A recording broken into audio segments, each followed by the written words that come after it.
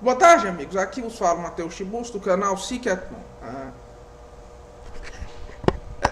Tem uma obra do Chesterton que eu acho que eu nunca comentei aqui, e que ela é muito atual e muito importante, quase assustadoramente, vocês já vão entender como, para entender essa questão do Islã, para entender esse negócio de Islã, essa invasão islâmica do Ocidente, como se está falando, né? Na verdade, não é bem assim, não é bem uma invasão islâmica do Ocidente, ao menos não do jeito como falam. Vocês já vão entender por quê. Que é a Estalagem Voadora, que é um livro, salvo engano, de 1990 de 1908. Ou seja, é um livro escrito... Não, 1914, vendo aqui, ou seja... É um livro escrito há 104 anos atrás. Deixar claro que nessa época não existia ainda René Guénon. René Guénon era um rapaz de 18 anos de idade. Vocês já vão entender qual é essa importância. E ninguém achava que o Islã seria uma força política que ainda teria algum valor. Tem exceções? Tem, como é o caso, um pouco depois vai surgir o Oswald Spengler, eu não me lembro onde é quando é o declínio do Ocidente, que ele fala que, de novo, o Islã vai ser uma força política um dia. É a única força que não se assimilou completamente ao Ocidente, com um pouco de exagero. Não é bem assim o que o Oswald Spengler falou, mas isso aconteceu. Então, do que é que fala esse livro, A Estalagem Voadora? É um livro que é assustador, porque ele só pode ser explicado quase como um livro profético. Na cena inicial, você tem, na Inglaterra, perceba, esse é um livro que não pode ser adaptado em outro lugar, mas na Inglaterra você tem um grupo de pessoas que está numa rua, cada um vendendo a sua ideia. Um cobra o dízimo ateu, ateus pedindo dinheiro, organizações ateias pedindo dinheiro, como de fato aconteceu aqui no mundo inteiro, né? Esse negócio de movimento neo-ateu, isso realmente existiu. Surgem uns malucos falando, eu sou contra o suprassalarianismo de não sei o que, ou seja, um neocalvinismo, que também já aconteceu, já está um tanto em decadência até. Por exemplo, parece muito com o discurso do Iago Martins e desses neocalvinistas, como Sproul, John Piper, etc. Inventando novas heresias e novos cismas internos dentro da doutrina calvinista. E surge. E tem um outro mais maluco de todos, que é... Não estou dizendo que o islâmico é isso aí, mas o mais maluco de todos é um islâmico, que é o mais inteligente também de todos eles, esse islâmico. Porque ele fala coisas muito estranhas. Ele fala que... Eu falo que o personagem mais maluco é esse, mas é também o mais inteligente, porque ele fala, por exemplo... ele tenta ressignificar o simbolismo, qualquer simbolismo do Ocidente, sob uma perspectiva de esoterismo islâmico. Atenção, não é esse islamismo normal, esse islamismo de uma pessoa comum.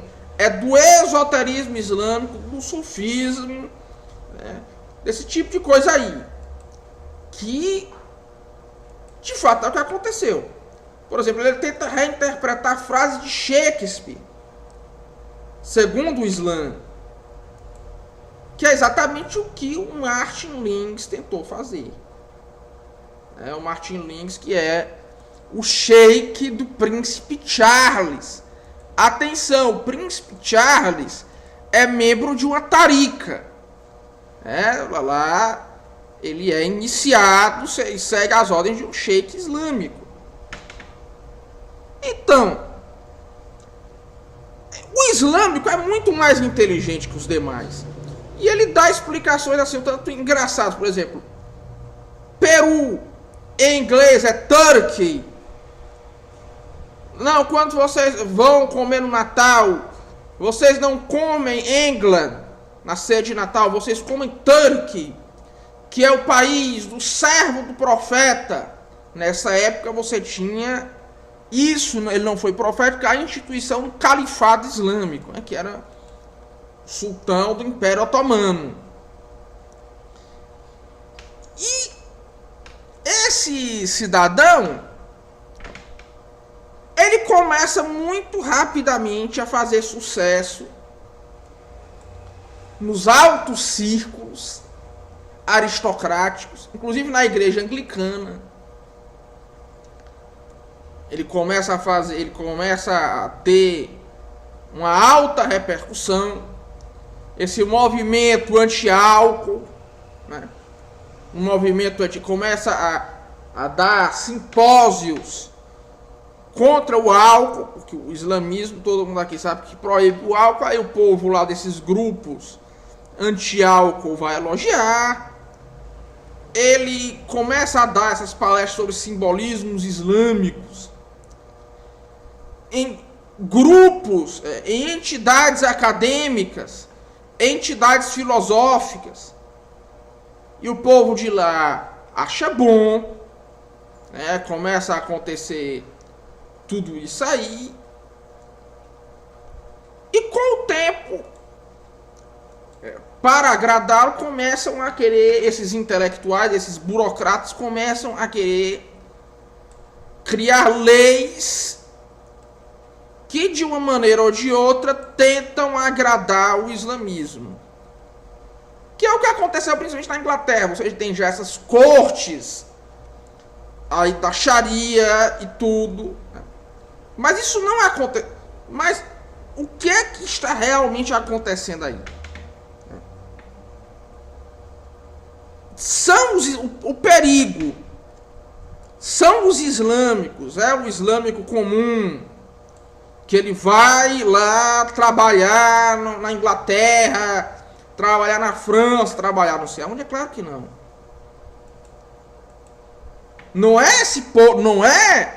Não existe invasão islâmica horizontal. Ou melhor, nenhuma invasão islâmica horizontal que ela seja algo muito sério, ou seja, uma ameaça muito séria. Porque existe uma invasão vertical. Uma invasão que ela é movida nas seitas esotéricas, ela é envolvida nos círculos de discussão acadêmicos. Tanto que sempre que tem, vocês podem notar, sempre que tem um grupo de intelectuais reunidos, principalmente no mundo anglo-saxônico, se tiver uma figura do clero, não é um padre, não é um pastor, e nem mesmo é mais fácil ser um rabino, mas geralmente não é um rabino, é um sheik islâmico. É um sheik islâmico que decide tudo. E de fato, o que é que aconteceu no Ocidente? Você teve intelectuais, super intelectuais, que foram treinados por mestres islâmicos e que vieram no Ocidente para gerar, como eu posso dizer, confusão nas pessoas, para refutar principalmente o iluminismo, para refutar a ciência, para tentar refutar a modernidade como um todo. Isso aconteceu em dois movimentos principais, o movimento do George Gurdjieff, a tal da quarta via, o quarto caminho. Atenção, no Brasil existem padres que ensinam um negócio, uma forma de caracteriologia, uma forma de disciplina espiritual chamada Eneagrama. Atenção! Esse negócio de Eneagrama não é coisa católica, é coisa que vem do George Gurdjieff, que o George Gurdjieff era um agente do esoterismo islâmico. É o tal do quarto caminho, né? Que relativamente pouco se sabe sobre o George Gurdjieff. Ele não tinha tanta ligação formal com o Islã exotérico como o outro movimento que vai surgir tem. Mas o George Gurdjieff, tem um impacto devastador no enlouquecimento intelectual de toda uma geração no Ocidente. Esse negócio de New Age, isso deve muito ao George Gurdjieff, sem dúvida, né? Que o George Gurdjieff, em grande parte, você pode dizer que o que ele faz é uma crítica retórica e uma defesa retórica, uma crítica retórica da modernidade, e também uma defesa retórica do simbolismo oriental, de uma mística oriental, que em grande parte é a mística islâmica. Não sabemos exatamente, sabe-se muito pouco sobre o Gurdjieff, a qual seita ele pertencia, mas muito provavelmente era a mística islâmica. Os conceitos vêm das taricas islâmicas, principalmente da Pérsia e da Ásia Central, que ele esteve envolvido, o George Gurdjieff, com isso aí. É uma das poucas coisas que se pode ter certeza na biografia dele. O Gurdjieff é um personagem enigmático. Ele é um personagem enigmático. E o segundo que vai aparecer é a figura do René Guénon, com o perennialismo. O que é que faz o René Guénon? Ele tenta dizer que a crise do Ocidente ela é uma defesa mais analítica do que retórica. Ele tenta dizer que o problema do Ocidente é a crise das iniciações. E que com isso se perdeu um conhecimento que pode ser adquirido pelas verdadeiras iniciações. Que seria o quê? De fato, que é a única iniciação plausível, a iniciação no esoterismo islâmico, que em seguida se seguiria por uma islamização do Ocidente em larga escala, né? Embora o Guénon não foque tanto nisso, mas é fato que isso é o que acabou acontecendo.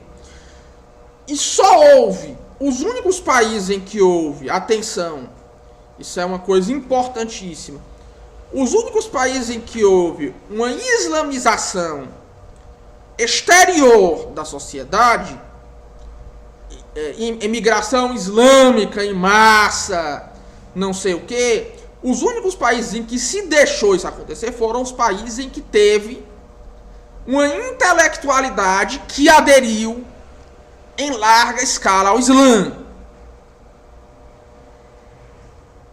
E que aderiu em larga escala ao esoterismo islâmico. Tanto que qual é o país em que o Islã teve até hoje o maior reconhecimento institucional? O Islã tem nesse país cortes paralelas, etc. A Inglaterra. Que a Inglaterra foi o país em que começou esse processo de sedução das elites pelo esoterismo islâmico. Já antes do perennialismo, já havia traços desse fenômeno lá na Inglaterra. Já havia traços. A Inglaterra era um país que era muito obcecado pelo esoterismo das suas colônias. Ao contrário da França, que era um país em que havia um certo desprezo da intelectualidade pelo Islã. O que depois mudou, mas não muito. Na França existe uma islamização por parte do povo. Mas o governo não faz tantas concessões institucionais assim ao Islã. E por causa disso o Islã, o muçulmano francês, ele acaba tendo uma maior facilidade de se assimilar ou de se secularizar que o muçulmano inglês.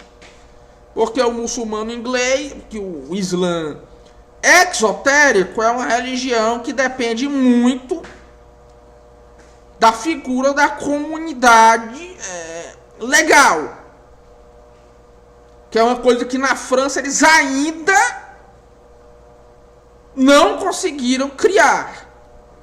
Porque a elite francesa, hoje em dia, teve exceções, teve esse fenômeno do René Guénon, né?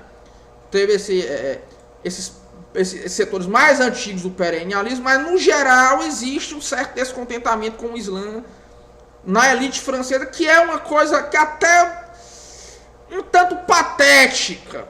Por exemplo, o Michel Houellebecq, ele fala muito que vai haver uma tomada de poder político pelo Islã na França, que é uma coisa que não tem como acontecer, porque onde você não tem unidade, não tem como você ter essa tomada do poder político. Ainda mais pela inversão de uma civilização. Até o setor francês do perennialismo rompeu, foi mais crítico desse aspecto esotérico, islâmico, do que os outros setores. Por exemplo, o Jean Borella, que Borella não seria Borella, que ele é filho de italianos, é um franco-italiano, que era o líder da Tariqa do Chouon na França. A ruptura dele já teve, por exemplo, um aspecto de crítica ao perennialismo. É um aspecto de crítica polêmica contra o perennialismo. Que é uma coisa que, no caso dos perennialistas do resto do mundo que cindiram, como é o caso do Olavo de Carvalho, do Wolfgang Smith, etc., em grande parte não aconteceu. Não aconteceu um aspecto de polêmica contra o perennialismo. A Suécia também, a intelectualidade sueca, aderiu em peso ao perennialismo. Os maiores centros da Tariqa do Chouon eram Suíça e Suécia. Foram os países que mais deram gente à Tariqa do Chouon, a Tariqa do Fridtjof Chouon, né? Inglaterra, Suíça e Suécia. Que o Fridtjof Chouon, digamos assim, ele é o mentor prático desse processo. Então, tudo está presente lá nesse livro. Aconteceu um negócio de muçulmano, da palestra em sociedades éticas, na academia, etc. Principalmente no mundo anglo-saxônico. Você tem aí o tal do Seyyid Hossein Nasr, que ele deu palestra na Rockefeller Foundation, mas não sei o que. O Martin Lins, que era o sheik do Príncipe Charles, que ele foi diretor do Museu Britânico. E é fundamentalmente isso. Pois um forte abraço a todos. Até logo. Se você leu esse livro, The Flying End, do Chesterton, vale muito a pena. Pois um forte abraço a todos. Até logo. Se você gostou desse vídeo, se inscreva no canal, dê o like, comente o vídeo, compartilhe nas redes sociais e reze por mim. Pois um forte abraço a todos e até logo. Eu vou só gravar aqui outro vídeo, papai.